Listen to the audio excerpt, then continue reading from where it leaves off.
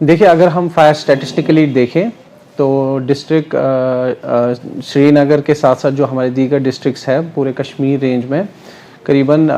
1900 के आसपास fire incidents है, जिसमें जो नंबर ऑफ डेथ्स या कैजुअलिटीज़ है वो भी बहुत कम है। तो अगर हम पिछले साल के फायर स्टैटिस्टिक्स देखें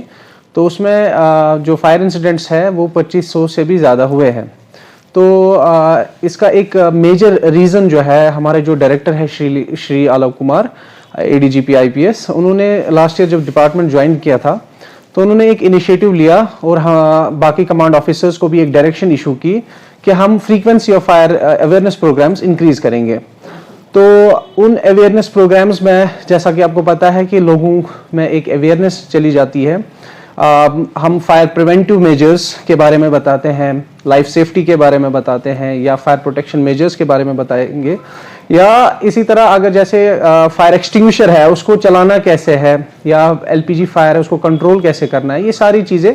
फायर अवेयरनेस प्रोग्राम्स में हम कवर करते हैं। तो मुझे लगता है उन अवेयरनेस प्रोग्राम्स से काफ़ी फ़र्क पड़ा है, लोगों को भी समझ आया है कि how they can tackle fires, and that has reflected in our results. जो हमारे फायर स्टैटिस्टिक्स है उनमें भी हमने शार्प डिप देखी है फायर इंसिडेंट्स में।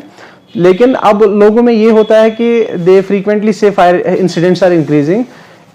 असल में जो विंटर सीजन है उसमें कंपैरेटिवली समर सीजन के मुकाबले में फायर इंसिडेंट्स ज़्यादा होते हैं,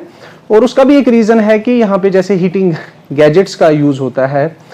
LPG बेस्ड या बुखारी, क्योंकि यहाँ पे काफ़ी ज़्यादा सर्दी रहती है। लेकिन लोग उनका एक्सेसिव यूज़ करके ये भूल जाते हैं कि उनके साथ डूज एंड डोंट्स होते हैं, सेफ्टी प्रिकॉशंस होते हैं, तो उनका खास ख्याल रखने की ज़रूरत है। तो कई बार हमारी लापरवाही की वजह से, नेग्लिजेंस की वजह से ये जो हीटिंग गैजेट्स है इनकी वजह से आग लगने की संभावनाएं बढ़ जाती है, और जो हमारे स्ट्रक्चर्स हैं वो ऑलरेडी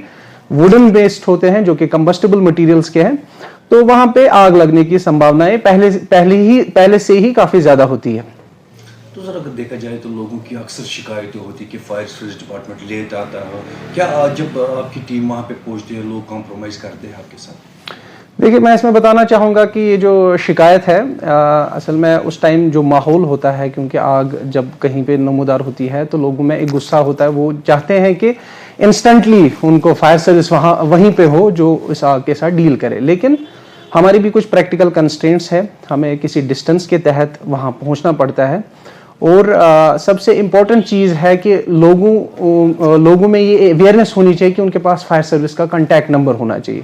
मैंने देखा है कि बहुत सारे लोगों के पास फायर सर्विस का कॉन्टैक्ट नंबर नहीं होता है, वो इनडायरेक्टली पुलिस के कंट्रोल रूम से हमें इत्तला देते हैं, और उसमें काफ़ी सारा टाइम निकल जाता है, या कई बार वो फायर फाइटिंग अटेम्प्ट करते हैं और उसके बाद उनको लगता है कि फायर सर्विस को कॉल करने की ज़रूरत है। तो लोगों से ये गुजारिश रहेगी कि जब भी कहीं पे आग की वारदात नमूदार होती है तो आप अपनी कार्रवाई भी करें, लेकिन साथ साथ फायर सर्विस को भी इत्तला दे, ताकि वो जो डिस्टेंस कंस्ट्रेंट है या जो डिस्टेंस टाइम जो हमें लगता है वहां तक पहुंचने में, हम जितना जल्दी वहां पे पहुंचेंगे उतना जल्दी हमारा एक्शन होगा। उसके बाद जैसे हम स्टेशन से बाहर आते हैं, हमारा प्रोटोकॉल टाइम 1 मिनट का होता है, तो रास्ते में डे के टाइम स्पेशली ट्रैफिक कंजेशंस हो सकती है, तो वहां पे लोगों से गुजारिश है जब भी आप फायर टेंडर को देखें तो आप उसको साइड छोड़ें। और जब हम स्पॉट पे पहुंचते हैं, खासकर नाइट के टाइम वहां पे रॉन्ग पार्किंग्स होती है, तो वहां पे भी लोगों से यही गुजारिश रहेगी कि आप जो अपने व्हीकल्स हैं उनके लिए पार्किंग स्लॉट्स आइडेंटिफाई करें अपने अपने एरियाज में। रॉन्ग पार्किंग से काफ़ी ज़्यादा दिक्कतें पेश आती है,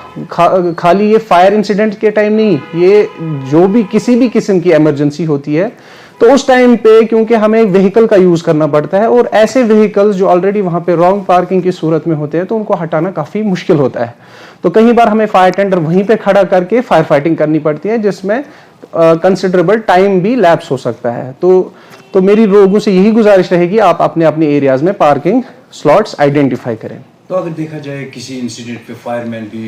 इंजर्ड होता है तो डिपार्टमेंट उसके लिए क्या कुछ कर रहा है? देखिए, हमारा जो काम है उसमें कई बार जो है हमारे जो फायर फाइटर्स है वो अपनी जान की बाजी लगाते हैं, लेकिन लोगों की लाइफ या प्रॉपर्टी सेव करते हैं। जब भी कहीं पे फायर इंसिडेंट होता है सारे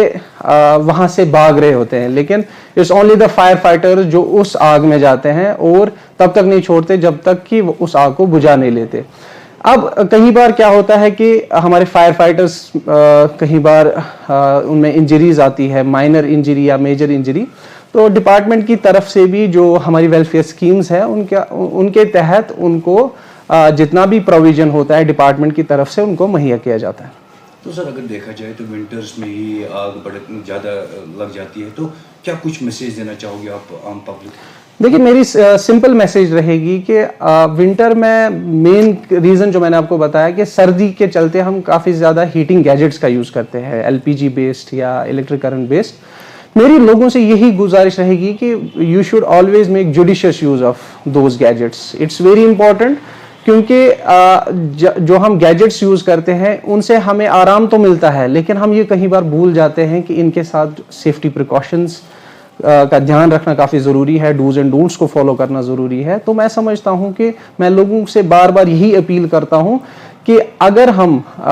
इन हीटिंग गैजेट्स के साथ उनके जो डूज एंड डोंट्स है as per standards, as per manuals, उन पे अमल करेंगे, मुझे लगता है कि फायर इंसिडेंट्स में काफ़ी ज़्यादा गिरावट देखने को मिलेगी। और मुझे लगता है कि it's a shared responsibility of department and public